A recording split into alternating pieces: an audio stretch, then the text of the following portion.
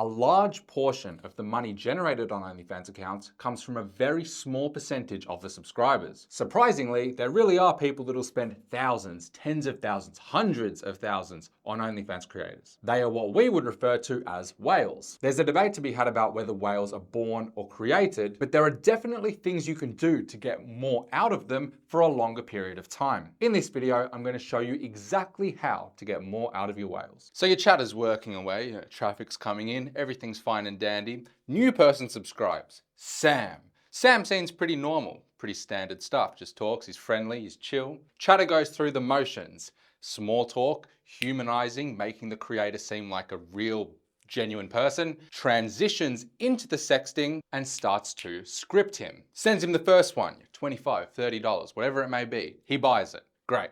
Next one, he buys it. And then all of a sudden, Sam's on a roll, like 200, 200, 200. He's not complaining at all. He's buying everything. We all know that feeling. And when it happens, it's very important that we identify fast. I like to work under the premise it's better to label a whale first and then correct later if they don't actually turn out to be a whale. That's because it's very easy to lower the perceived value of the content or make them leave earlier than they should. I would define and recognize a whale based on someone who needs much less information to buy. I say that because there are big spenders who end up spending a few thousand, but they aren't whales because they're a bit picky, they want their certain thing. It's a bit more transactional for the majority of the time they're active on the account. But a whale is one of these people that will just tip anything. They'll buy anything. They don't even care what it is. So straight away, pretty standard stuff. Most people will put the whale emoji in their name. I'd say do that sooner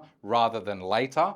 Instantly exclude them from any automatic messages. Don't expose them to prices, price lists, whatever it may be. Mass messages, mass pay-per-views. We're going to completely separate them and instantly start to plan out their lifetime on the account. I'm going to get into that in a bit more detail later, but basically we want to plan, okay, what's our roadmap for this subscriber? If all goes well, what are we going to do with Sam to get the most out of him, keep him interested for the longest amount of time, and get as much money for everything we can sell him as possible? Now, generally I see there are two kinds of chatters when it comes to how they interact with whales. Either they're super persistent or they're super polite.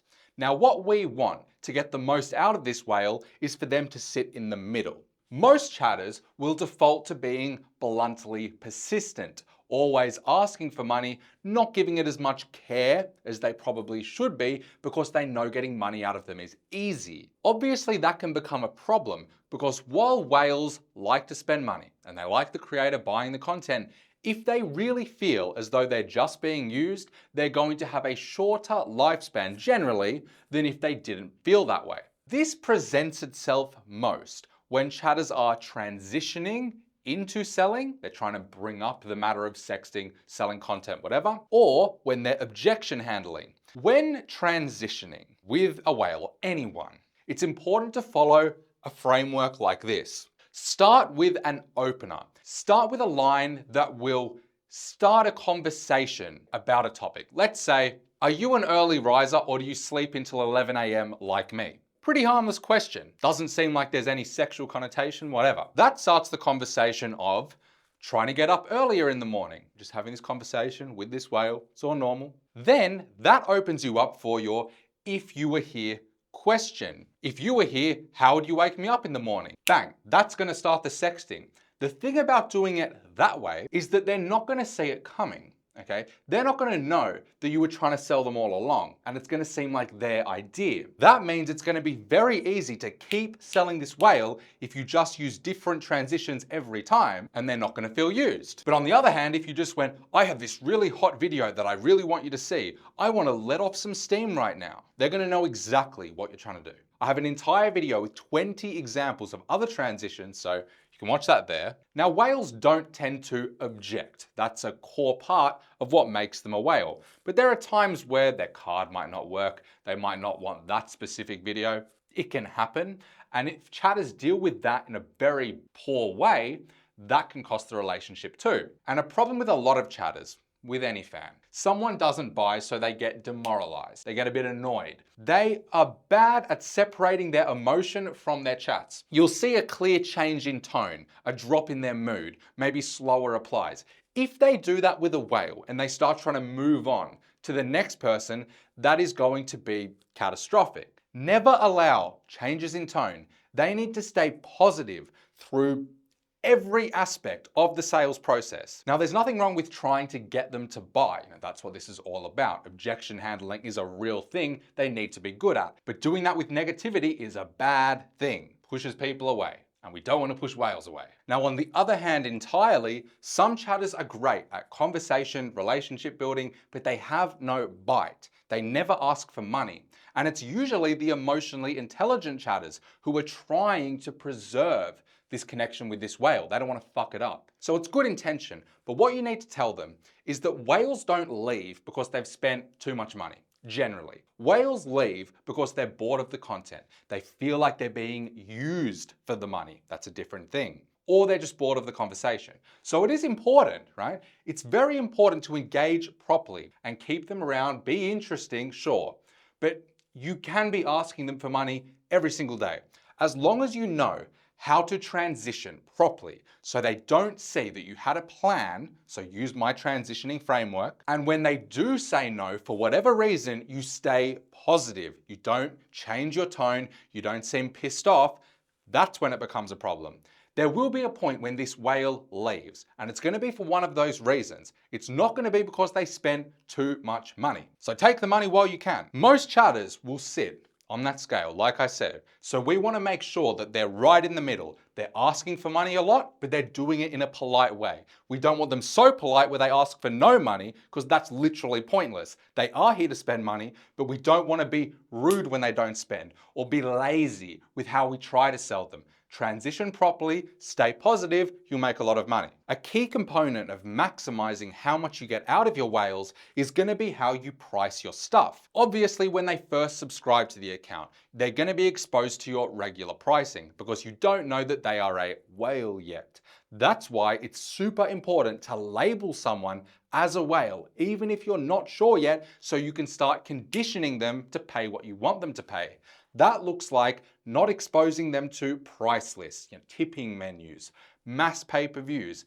Any reference point for how much your stuff costs, you want to isolate them from that, if possible. Obviously, on some accounts, they put them on the main feed, like a price list. But if you don't do that, try to avoid sending it to them. You just need to be comfortable asking more. People really will pay hundreds for a video. Don't be shy with this. I'm going to show you how to ask more. Push the envelope early on, okay? As soon as you feel like this may be a whale, someone that doesn't need any information, they'll just buy whatever you put in front of them.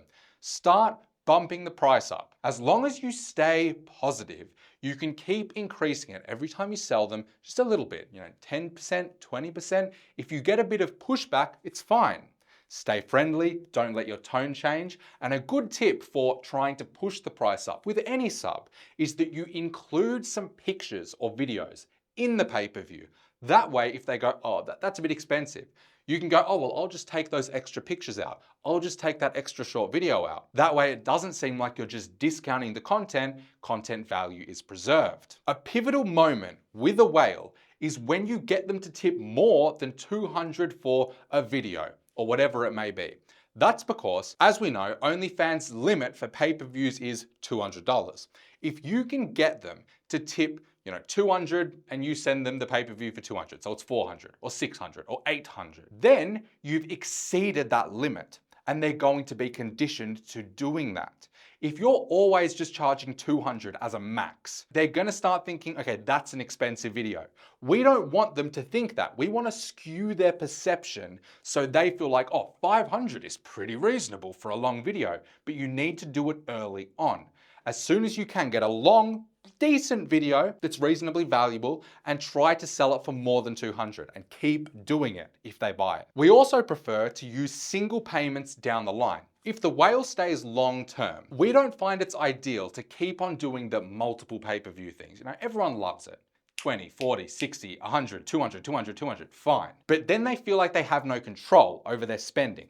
So instead, if you just go, okay, well, If you want to be scripted, buy a sexting sequence, we'll do a live session tonight, $2,000. And you just script them with no paywall. Then the next time, $2,500. It's going to be so much crazier. It's going to be the most fun we've ever had. Whatever you need to say to make them feel like it's worth that, I've got entire videos on how to do that, but keep doing it like that, especially when they've been around for a long time. Single payments, multiple payments. Down the line, single payments. Don't break down the price as well with customs, or if you're gonna do that, get them to tip for a sexting sequence. Don't explain to them why it costs what it does. Like, you can hype it up, but giving them details is very different. If you're trying to sell a custom video and you're going, yeah, that's 150 a minute, and if I wear this lingerie, it's 50, and then if I use this toy, it's another 100, you're giving them a reference point.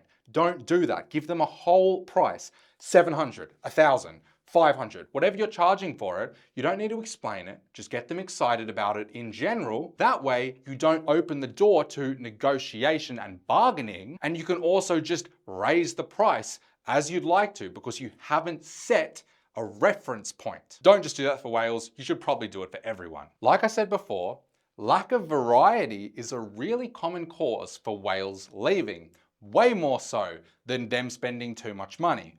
Variety equals longevity.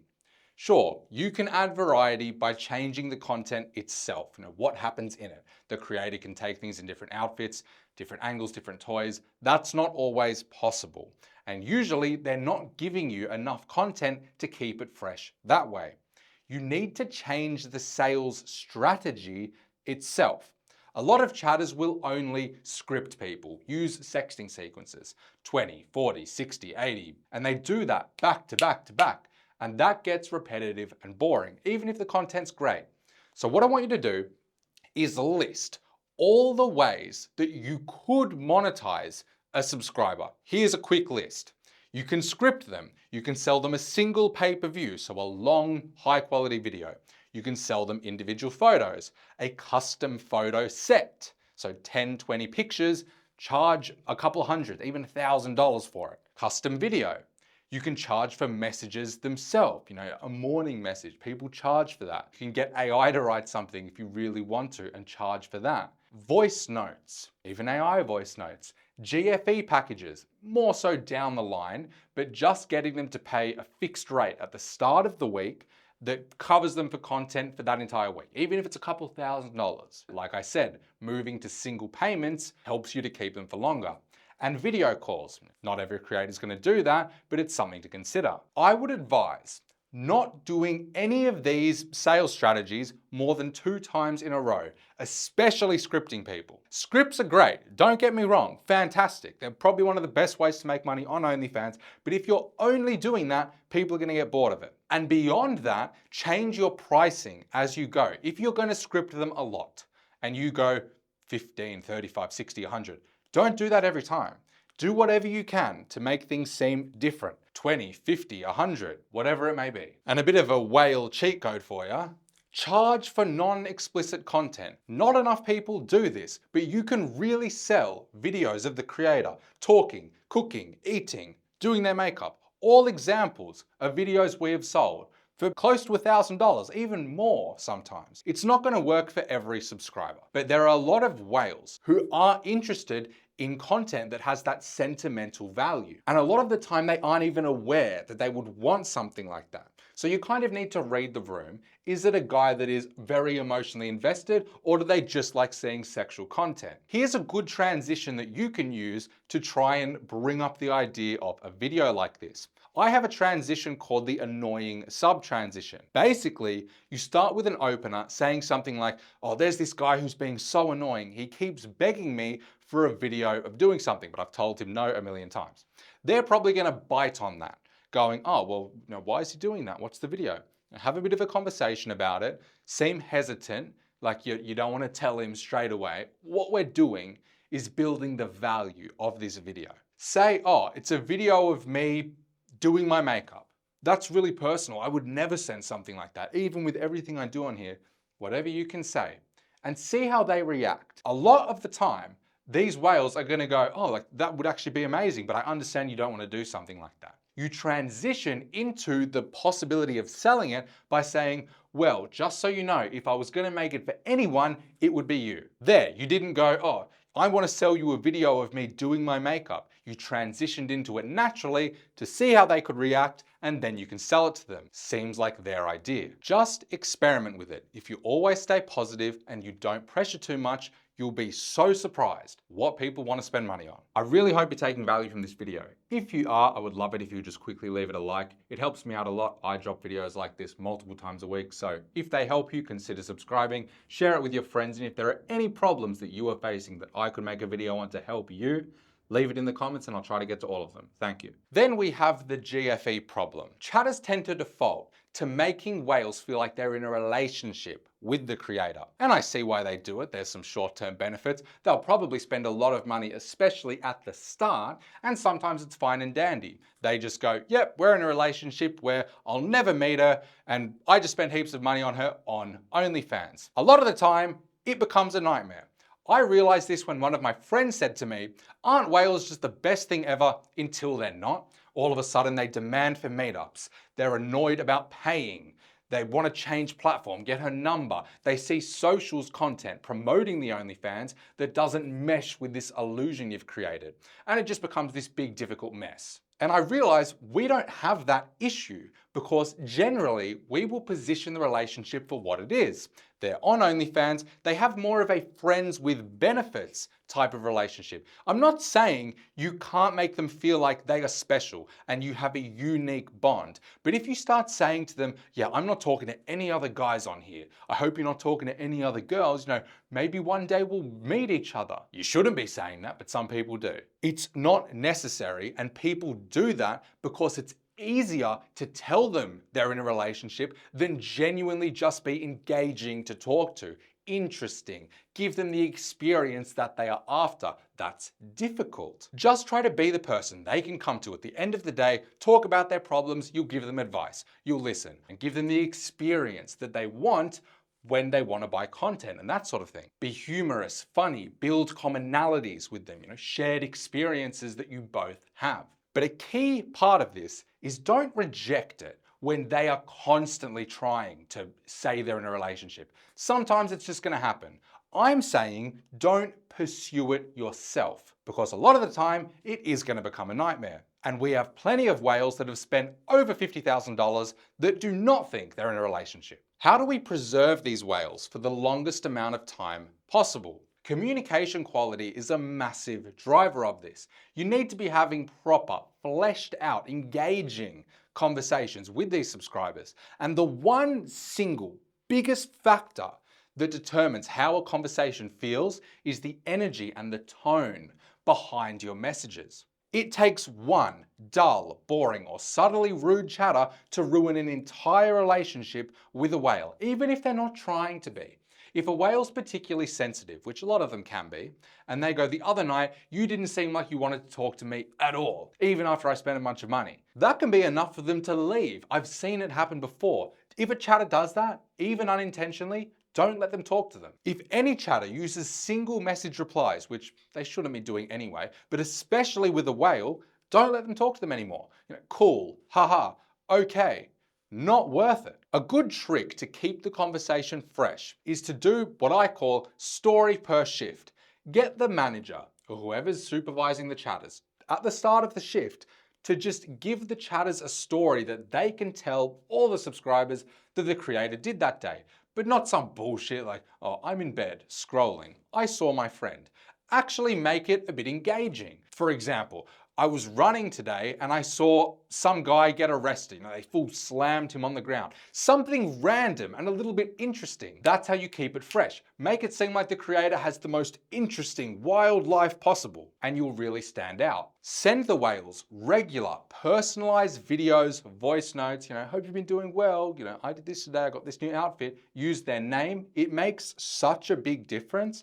Even if the creator can just do it once a week for the 3 biggest spenders, 100% worth it. Now, a big part, going back to the whale not getting bored and leaving early, regulate the content progression. What I mean by that is, A lot of chatters will just try to pump this whale full of content, give them everything you've got, make as much money as fast as possible. The most exciting, explicit content, they go, well, he's gonna pay a lot for it, so let's just sell it straight away. Don't do that. You need the whale to feel like there's always something more to see. Try to drip feed them the content really slowly. When they first come on and you identify them as a whale, try to just sell them the more vanilla stuff and see if you can get away with that. Because the longer they pay for that and the more they pay for it, when you sell you more exciting stuff, it's gonna feel new, fresh, and you can charge a lot more. And then again, just try to prolong them feeling like they've seen it all. I have an entire video on our entire system for doing that. It's pretty extensive, but you can see that there. And the biggest place where things go wrong is communication regarding the whale. Make sure that the notes are up to date, they're relevant. Make sure that the chatters are talking to each other, the ones that are communicating with this whale, so you don't mismatch your story, what you say to them. It's so easy to fuck it up with one stupid mistake. Make sure you're all on the same page. Everyone knows what we're gonna say, what content we're gonna send, how much we're gonna charge for it. Did something go wrong? Okay, explain the situation. This is what happened, this is what I did.